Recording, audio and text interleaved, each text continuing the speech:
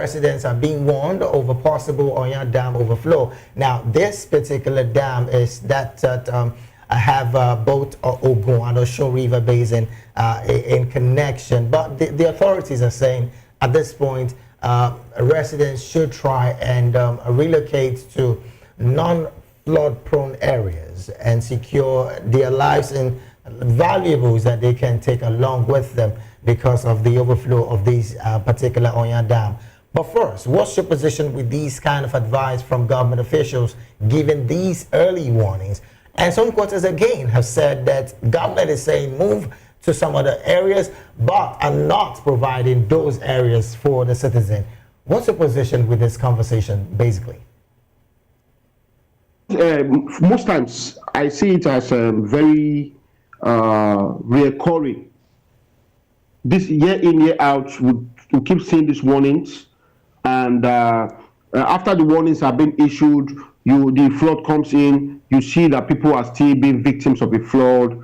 So it's on the side of government is trying to say they are proactive, but proactive to what extent?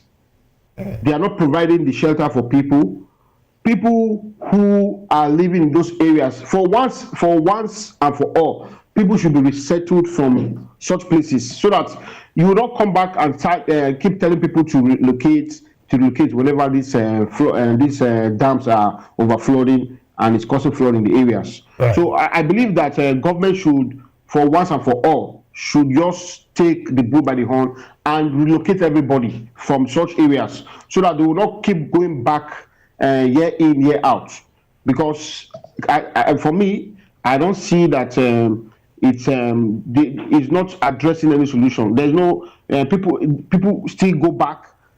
Most times, people are not don't even have places to go because government is not providing shelter for them. Then they end up becoming victims. So once and for all, government should be definite and just ask people to move out completely from those areas. Oh, well, then I'm still staying with you on this. Mr. Yodose. Concerns have been raised about the fact that what you did mention earlier, that people still go back even after they've been asked to leave that particular location for fear of taking over their ancestral homes, because this, again, is a conversation that is still ongoing. Is this something that holistically the people should heed to government's warning, even though there is no visible shelter provided by government for them? Should they look for somewhere safe? Because lives, again, is of essential here, and of course should be prioritized in the mix of all of this conversation.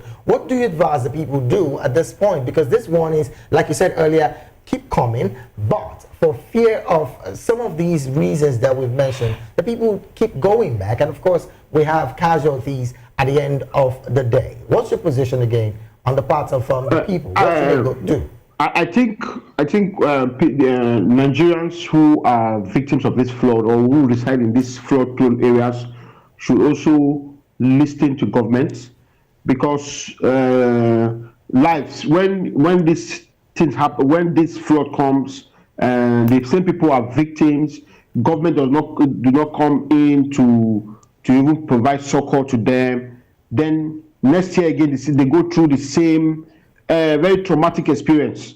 So if I will advise that people should relocate from those areas on their own, but how can they do this without support from governments? Because if you check those areas where these things are happening, there is where you find the poorest of the poor people maybe without jobs, people with low income jobs.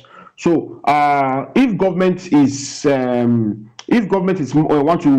to fix this problem once and for all, they should be more practical with it by providing alternative. If you provide safe alternative for people, they would not have reasons to want to stay back. If you provide affordable homes for people in a safer places that are even close to those places that are not flood prone, I think any reasonable person will want to live. Somebody who stay in a shanty or in a slum is seen a better alternative where he can stay, live a healthy life, thrive economically. I don't see any reason why a sane human being want to stay there because it's an ancestral ground. So it still falls back to government supporting these persons to relocate. So I believe if government provide better alternatives, more realistic alternative for these persons, they will not have any reason to want to stay back. That's what I think. For your submission. Now let's bring it to the studio. Barrister Darlington, talking about government support and everything. 2025 flood in the last. We got the report from INEC saying that 1,249 communities in Nigeria will experience the issue of flooding, and that actually cut across around 76 local government areas in Nigeria. And federal government also have been able, according to what we learned from the Minister of Finance, that 3 billion naira, beg your pardon, 3 billion naira has been given to each state, including the FCT. And that actually is for them to be able to, combat issue of flooding. And also the federal government also secured another whopping 275, million pounds to also help to accelerate the issue of Nigerian erosion and watershed management project, new map. You take it further, you find out also that some people also contributed money too for the betterment of Nigerians, especially when it gets to helping to combat issue of flooding. For example, international partnership will have the United Nations bringing $5 million for East Central Emergency Response Fund, and also the Nigerian Humanitarian Fund contributed $2 million too. All these monies are for the government to help to curb the issue of flooding, and also, help the people who are maybe affected by this flooding to be able to back on their feet. Can you say anywhere where these monies have been spent, especially the 3 billion made available to state government? And yet, from what we got today, governments are urging the people, even in Lagos here too, the state government asks the people to leave those especially residing within the waterways to leave and get to a place where we don't even know. The money has been swallowed by unknown people. All this money and many more has gone down the drain, and nobody is accounting for it. As long as it is a matter of the poor, nobody speaks for them. If they give them money, just forget it. That money will not get to them. Rather, they will make announcement. Move away from flood-prone area. Do not stay there. In fact, your community will be flooded in 3 days' time. Move away, move away. That's all you hear. Nobody has asked people, where are you moving to? Nobody. Every year, they repeat the same thing, and they know. Even though the solution is there looking for them, waiting for them, they will not attend to it. The Lado Dam from Cameroon, yes, they have dammed their own parts. Since how many years ago, they have been telling Nigerian government, dam their own. Nobody is paying attention. Nobody is paying, until I think, was it not last year, that the whole city was flooded. That was how we got to know that money had been allocated for that project and it was not used. And nobody's head is rolling.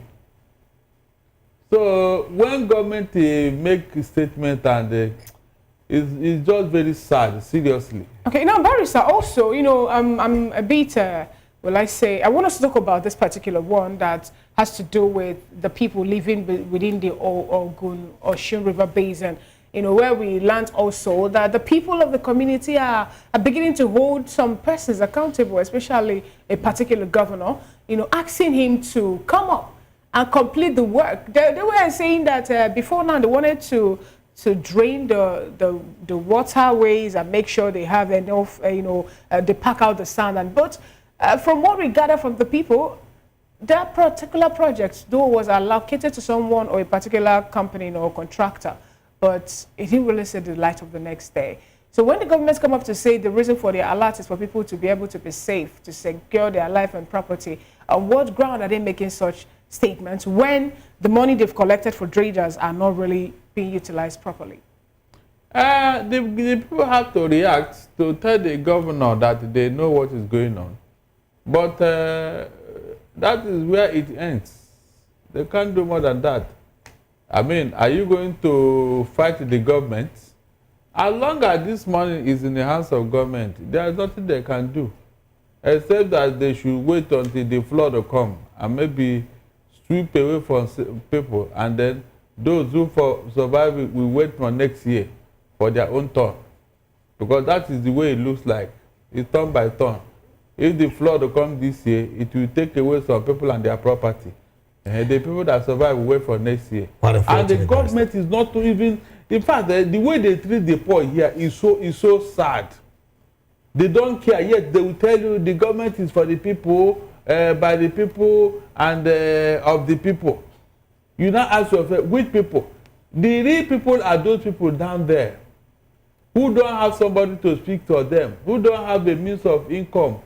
Their small neighborhood, you won't even take care of it, because those people that are living there, their mainstay is fishing and farming. And now they can't farm because you couldn't take care of things. Barrister, you did say earlier that the solutions are there, but you choose not to do it. Exactly. First, I want to ask you, what are the solutions? And then again, is the government not so overwhelmed with so much activities to helping the people, alleviating the people, and all what that is making them not want to dig in and, of course, get the solutions done? David, did you remember the famous Babbage that used to flood up to Amadu Bello, right. NTA? Yes. All the proper. Did you remember? When last did you hear that such a thing happened? When last? Did you see what government did there? Permanent what? Solution. Since that time, even that glass house facing the Babbage, have you heard that the place was flooded? I remember in those days, one of my lecturers was living at Bishop Oluwole. That was even when I knew about this street. The street behind that glass house. I went there to collect our handout one time. That was when I knew that flood used to encroach in that area. But since the government took care, permanent solution, the money to do all this is David, somebody is holding it. It's not up to the money they used to go and catch cruise in UK and US. It's not up to the money. That's the truth. As I'm talking to you here now, we are looking for 210 trillion naira from NNPC that they could not account for us. Imagine what that money can do, Mr. David. All right then. Well, because of time, let's dive into another conversation, Barrister. Interestingly, INEC has said over 1.7 million Nigerians have registered in the CVR exercise. Now, this again is at the backdrop of the fact that there's a lot of defection from opposition party governors to the ruling party, and of course, this is one concern that a lot of Nigerians are saying. Is INEC at this point giving us figures that we should work with, or is this another political statement on the part of INEC to make Nigerians feel that truly it's looking more like there would be a major vote? Also at the backdrop of the fact that the ADC has said that the next election in 2027 will be Nigerians against the All Progressive Congress, that's the ruling party. Barrister, holistically, help us make sense of this story. 1.7 million Nigerians decided to go register and, of course, get their voters card, preparing for 2027. Look, it is not getting your PVC that is the issue here. The people that registered with their vote to count. Last general election, was it not 90-something people that registered? At the end of the day, only 26, 30 million, just roughly 26 million voted. Where are the rest? Including those whose vote did not count. Look, when they tell these stories, don't jump up and say, in fact, Nigerians are, most of them, their vote don't count. That's a fact. All right, thank you so much. Especially those that move and all that, they are not making any effort to even take care of these things. So don't tell us that 1.7, the number is not what we are looking for. We are looking at the vote. Okay. Will it count? Thank you so much, Barrister. And now, Barrister, before I, end this analysis segment of today's media news, let me get your opinion in 30 seconds.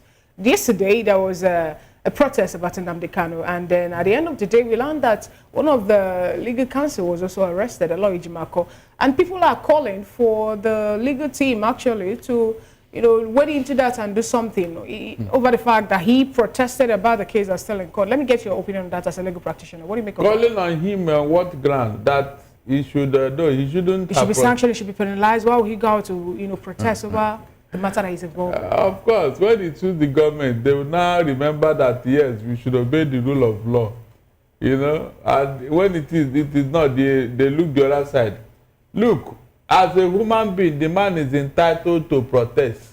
Okay. As a human being. Thank you. Thank you, Barrister. Thank you, Barrister. Now, let's get your opinion on this, okay? And Mr. Said, what do you make of that particular call that Aloy Jimako should be sanctioned? And also the fact that, let's say NLC and CSOs are also telling the government to make sure that ASU strike ends, or else they will take other actions against the government, which will be industrial action too. Nigerian government is more interested in, they are not interested in solving problems. You understand?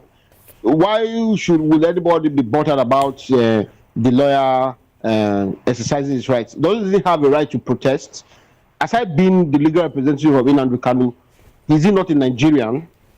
You understand? And if he feels that he wants to also express that right to protest, to join the protesters in calling for the release of Nnamdi Kanu, I don't see why they should be calling for, all hell should be let loose because he exercised that right. The most important thing is the federal government does not have any reason to still keep Nnamdi Kanu, and they should just heed to the call of the protesters and release him. All right, thank you so much, Mr. Hinose, for your submission. We sincerely appreciate, and this is how we can go.